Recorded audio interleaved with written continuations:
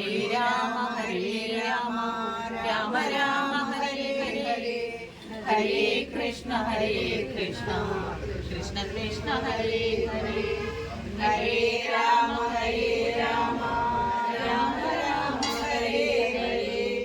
നമസ്കാരം. 20 വിഷൻ ന്യൂസിലേക്ക് സ്വാഗതം. പൊടികാട്ടുവിള ശ്രീകൃഷ്ണസ്വാമി ക്ഷേത്രത്തിലെ ശ്രീകൃഷ്ണ ജയന്തി ആഘോഷങ്ങളുടെ ഭാഗമായിട്ട് ഇന്ന് ക്ഷേത്രത്തിൽ നടക്കുന്ന ചടങ്ങുകളും വിശേഷങ്ങളെയും കുറിച്ചാണ് പ്രേക്ഷകർക്കായി പങ്കുവെക്കുന്നത്.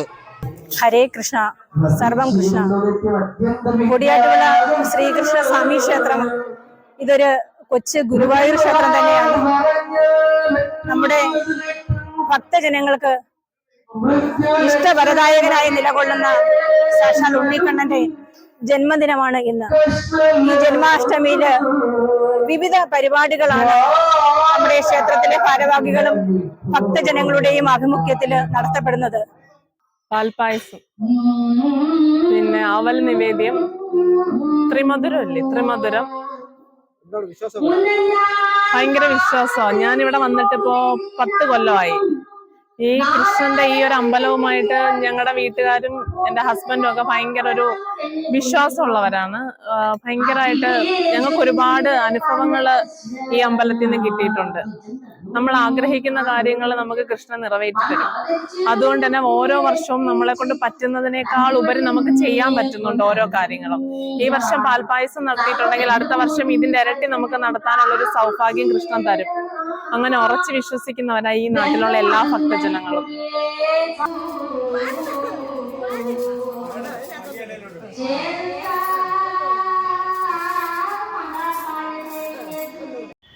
നമസ്കാരം.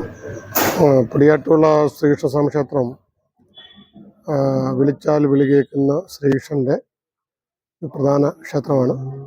എന്റെ വീട് അറക്കലാണ്. പക്ഷെ ഞാൻ ഇവിടെ താമസമായിട്ട് ഇപ്പൊ 25 വർഷമായി.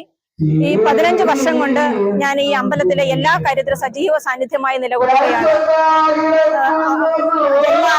ഭഗവാന്റെ ജന്മാഷ്ടമി ദിനത്തിലായാലും സപ്താഹ കാര്യത്തിലൊക്കെ മാതൃസമിതി അംഗമായും അതുപോലെ തന്നെ കമ്മിറ്റി അംഗമായും ഒക്കെ സജീവ സാന്നിധ്യമായി ഞാൻ നിലകൊള്ളുകയാണ്. ഞങ്ങളുടെ അമ്മമാരുടെ ഒരു വളരെ മഹത്തായ തന്നെ ഒരു അമ്മമാരുടെ ഒരു സംഘം, ഒരു 10-25 പേരോളം അടങ്ങുന്ന ഒരു വലിയ സംഘം തന്നെ ഞങ്ങൾക്ക് മാതൃസമിതിയിലുണ്ട്. അത് നാമജപമായാലും അഖണ്ഡ നാമജപമായാലും അങ്ങനെ അതുപോലെ ഭവന സന്ദർശനങ്ങളും ഒക്കെ അമ്മമാരുടെ നേതൃത്വത്തില് ഞങ്ങളിവിടെ നടത്തപ്പെടുന്നുണ്ട്. ഇതെല്ലാം ഈ ഭഗവാന്റെ കാരുണ്യം കൊണ്ടാണ്. വരും കാലങ്ങളിലും ഇത്തരം പ്രവർത്തനങ്ങളിലൊക്കെ അമ്പലത്തിൽ സജീവമായി നിലകൊള്ളുവാൻ ഞങ്ങൾ കഴിയട്ടെ എന്ന് ഭഗവാന്റെ നാമത്തിൽ സമർപ്പിച്ചുകൊണ്ട് നിർത്തുന്നു. ഹരിയോ.